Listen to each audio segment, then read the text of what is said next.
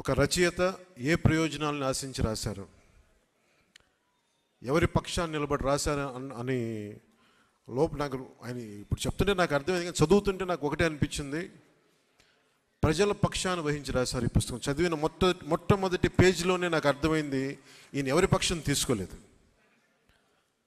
ఒక సాక్షిభూతంగా జరిగిన సందర్భాన్ని జరిగినట్టు ఎలాంటి భావోద్వేగాలకి లోను కాకుండా, ఎలాంటి పక్షపాతాలకి లోను కాకుండా ఒక నిజమైన జర్నలిస్ట్ రిపోర్ట్ చేస్తే ఎలా ఉంటుందో ఈ విధ్వంసం పుస్తకం ఆలపాటి సురేష్ కుమార్ గారు అంత గొప్పగా రాశారు. ముకుందా జ్యువెలర్స్ తెలంగాణలో మొట్టమొదటి ఫ్యాక్టరీ అవుట్లెట్ మన కొత్తపేటలో ఫిబ్రవరి 14న గొప్ప శుభారంభం.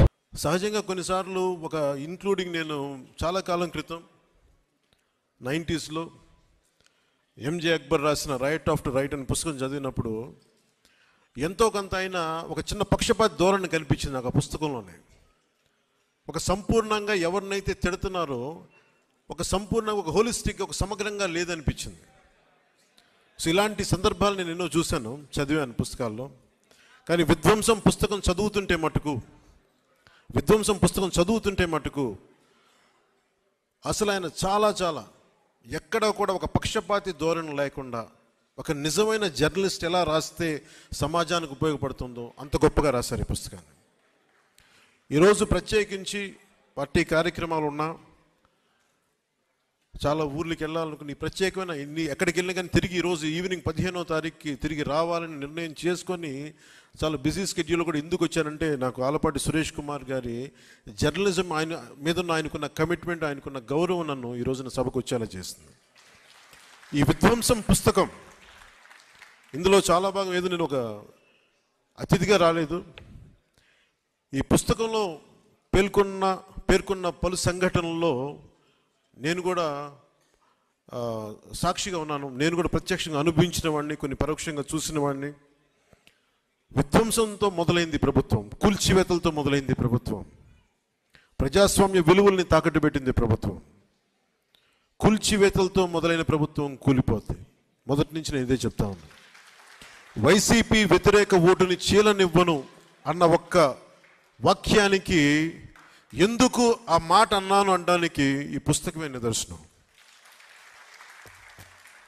ఎందుకు ప్రతిపక్షాలన్నీ కలిసి రావాలి, ఓటు అనేది ఎందుకు చీలకూడదు, ఎందుకు ఆంధ్రప్రదేశ్కి చాలా అవసరం. విభజించబడ్డ ఉమ్మడి ఆంధ్రప్రదేశ్కి కలిసి అన్ని రాజకీయ పక్షాలు కలిసి ప్రజల పక్షాన్ని నిలబడాల్సిన సమయం ఆసన్నమైందని చెప్పడానికి, అర్థం చేసుకోవడానికి ఆలపాటి సురేష్ కుమార్ గారు చాలా ఊతమిచ్చారు ఈ వాక్యానికి. నేను చెప్పిన ఆ వైసీపీ వ్యతిరేక ఓటును చీలనివ్వనడానికి. ఇది మనస్ఫూర్తిగా సురేష్ కుమార్ గారికి చాలా అత్యంత అద్భుతంగా మీరు ఈ పుస్తకాన్ని మీరు మీ జర్నలిస్టిక్ విలువలతోటి దీన్ని రచన చేసినందుకు మనస్ఫూర్తిగా మీకు హృదయపూర్వక ధన్యవాదాలు తెలుపుకుంటా ఉన్నాం. ఎవరన్నా సరే, నాకు చాలా బాధ కలిగింది. ఎలక్షన్లు అయిన వెంటనే ముందు కూల్చివేతలతో మొదలైతే అమరావతి రైతాంగం మీద, రైతుల మీద దాడి జరిగినప్పుడు నాకు ఒక్కొక్కళ్ళు మా జనసేన పార్టీ ఆఫీస్కి వచ్చి వాళ్ళ దెబ్బలు చూపిస్తూ ఉంటే గుండె కరిగిపోయింది, గుండె చెదిరిపోయింది ఆ బాధకి. ఆడపడుచుల మీద ఎన్ని రకాలుగా అగాయిత్యాలు చేసి పోలీసుల హై హ్యాండెడ్ బిహేవియర్ చాలా బాధ కలిగించింది. ఈరోజు మన ఎన్నికలు వచ్చేసి మనం ధైర్యంగా ఉన్నాం. కానీ మీరు ఊహించుకోండి, 2019 నుంచి ఈ రోజు దాకా ఒక సుదీర్ఘమైన కాలం. అది అసలు కాలం తెములుద్దా అనిపించేది. వీరి దాష్టీకానికి అసలు మనం తట్టుకోగలమా అనిపించేది.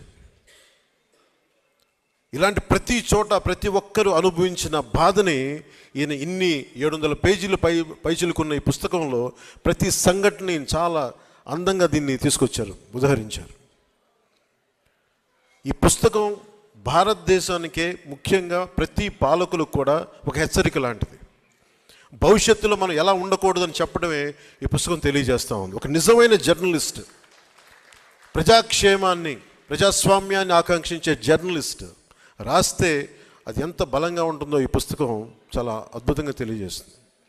ఇలాంటి పుస్తకం ఆలపాటి సురేష్ కుమార్ గారికి కూడా ఇది భవిష్యత్తులో దీన్ని ఒక టచ్ స్టోన్లో ఒక గీట్రాయిలా తీసుకుంటారు. ప్రతి జనసేన అయితే ఖచ్చితంగా తీసుకుంటుంది.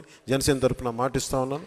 ప్రజలకు ఎలాంటి ఇబ్బంది కలగకుండా ప్రజాక్షేమాన్ని కాంక్షించే ఒక వ్యవస్థలో భాగస్వామ్యం తీసుకొని ప్రజాస్వామ్యాన్ని బలోపేతం చేస్తామని మనస్ఫూర్తిగా మీ అందరికీ తెలియజేసుకుంటూ, నాకు ఇలాంటి అవకాశాన్ని ఇచ్చిన ఆలపాటి సురేష్ కుమార్ గారికి, అలాగే సభాధ్యక్షులు శ్రీ పివి రామారావు గారికి, ఆర్వి రామారావు గారికి ఒకే ఒక మాట చెప్పి కొన్ని 2 వాక్యాలు చెప్పి ముగిస్తాను.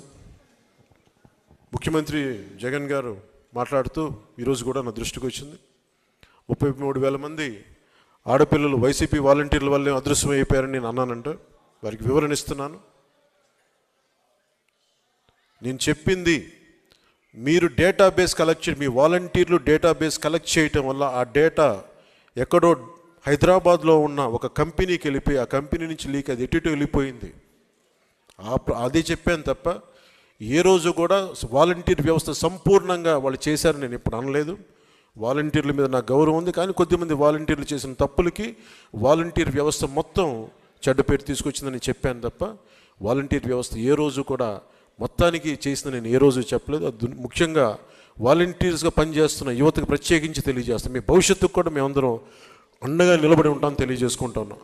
ఈ ఉద్దేశంలో, ఈ క్రమంలో జగన్ గారు ఒక నిజమైతే చెప్పారు. 33,000 మంది ఆడపిల్లలు ఆంధ్రప్రదేశ్ నుంచి అదృశ్యమైతే ఆయనైతే చెప్పారు. ముందు నేను చెప్పినప్పుడు ఎవరు నమ్మలేదు. కేంద్ర హోంశాఖ సహాయ మంత్రి చెప్పిన తర్వాత ఇది బయటకు వచ్చింది, అప్పుడు అందరూ నమ్మారు. ఈ రోజుకి ఒక ప్రెస్ మీట్ పెట్టని వ్యక్తి నన్ను కానీ నాయకులు తెలుగుదేశం పార్టీ జాతీయ అధ్యక్షులు ఆయన తిట్టడం తప్ప, మా ఇద్దరిని తిట్టడం తప్ప అతనికి వేరే పని లేదు. అలాగే ఆర్వి రామారావు గారు కూడా మీరు ఒకసారి జగన్కి మీరు క్లాస్ వార్ గురించి ఒక చిన్న పాఠం తీసుకోవాలి. ఆయనకి